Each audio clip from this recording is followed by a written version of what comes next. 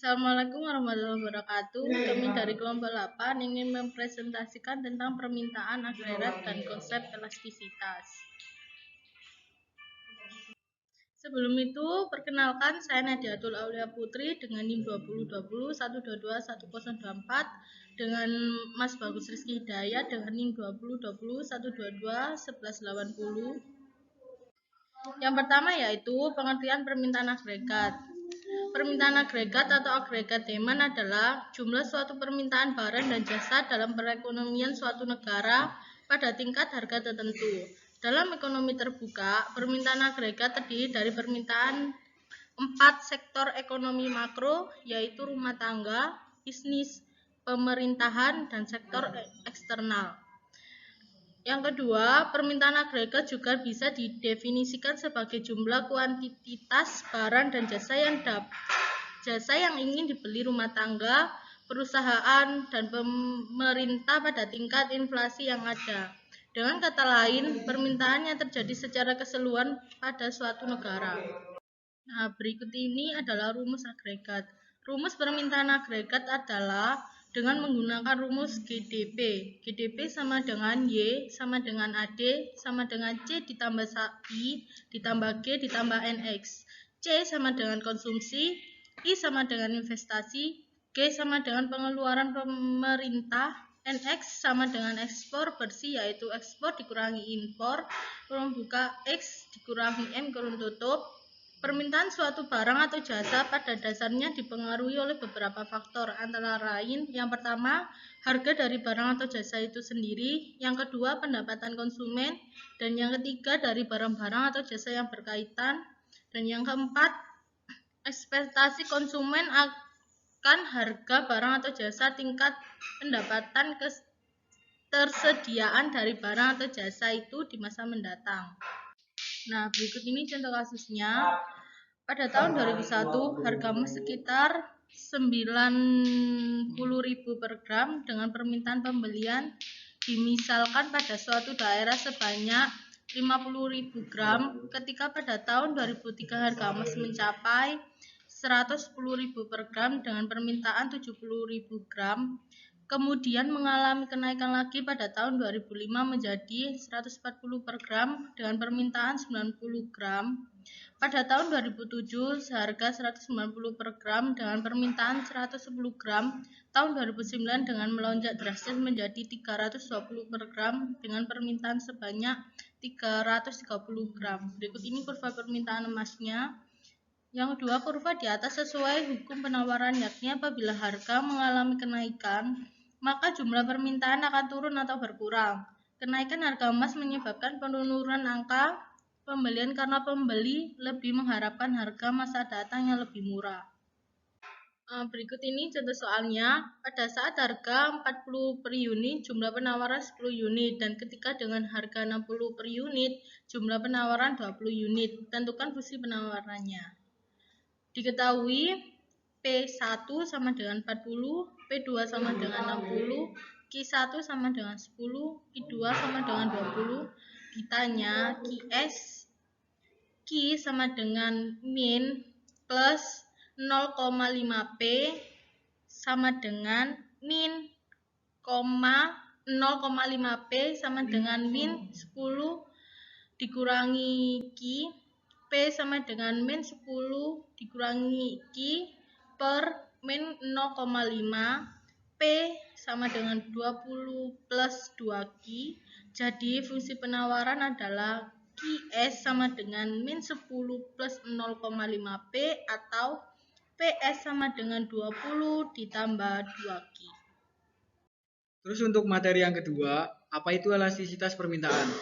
Elastisitas permintaan merupakan suatu ukuran besarnya respon dari jumlah permintaan pada suatu barang terhadap terjadinya perubahan variabel yang mempengaruhi.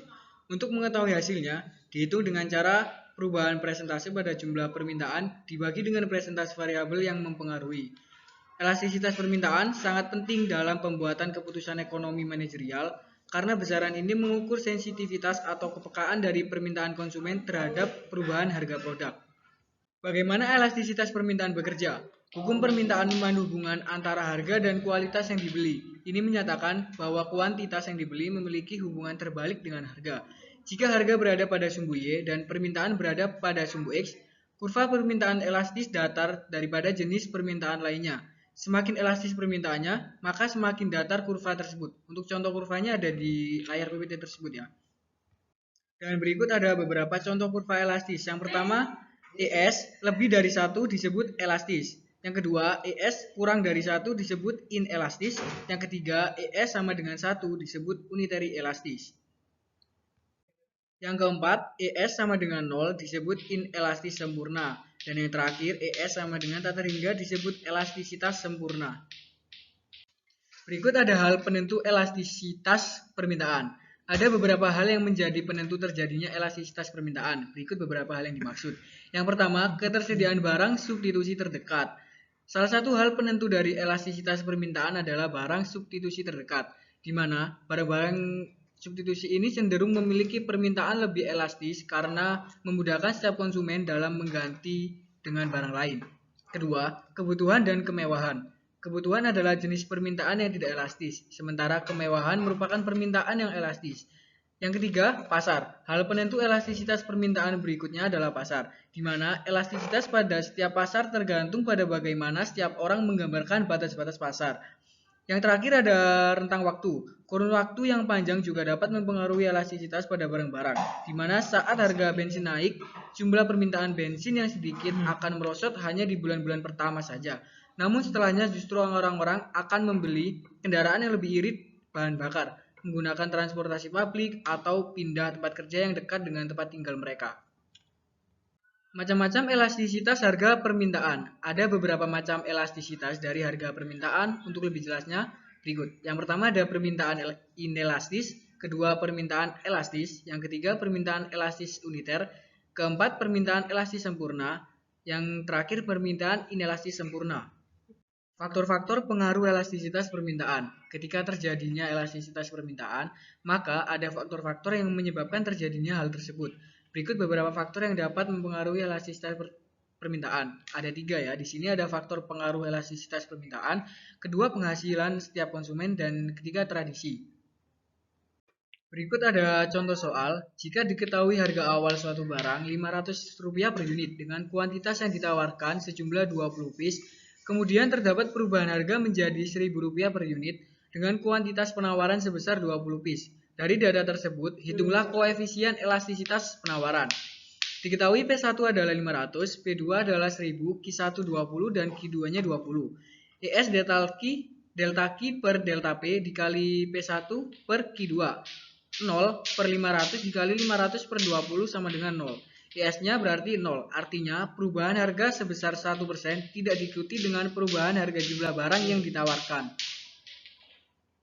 Berikut ada contoh kasusnya. Diketahui apabila harga barang X sama dengan 500, maka permintaan sebanyak 100 unit. Turunnya harga barang X tersebut menjadi 400, menyebabkan naik jumlah barang yang diminta menjadi 150 unit.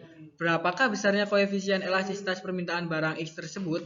150 min 100 per 100, 50 per 100 sama dengan 0,5. 400 dikurangi 500 per 500, minus 100 per 500 sama dengan min 0,2. ED berarti min 2,5. Tanda minus hanya menunjukkan arah perubahan negatif, yaitu sifatnya hubungan antara harga dan kuantitas berlawanan. Maka ED sama dengan 2,5 lebih dari 1 yang berarti elastis. Dan kurvanya ada di slide PPT ini.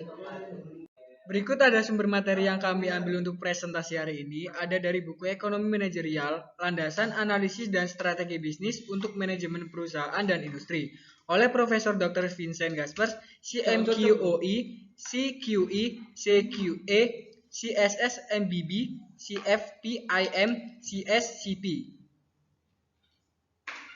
Sekian presentasi dari kelompok kami, kelompok 8. Kurang lebihnya mohon dimaafkan. Wassalamualaikum warahmatullahi wabarakatuh.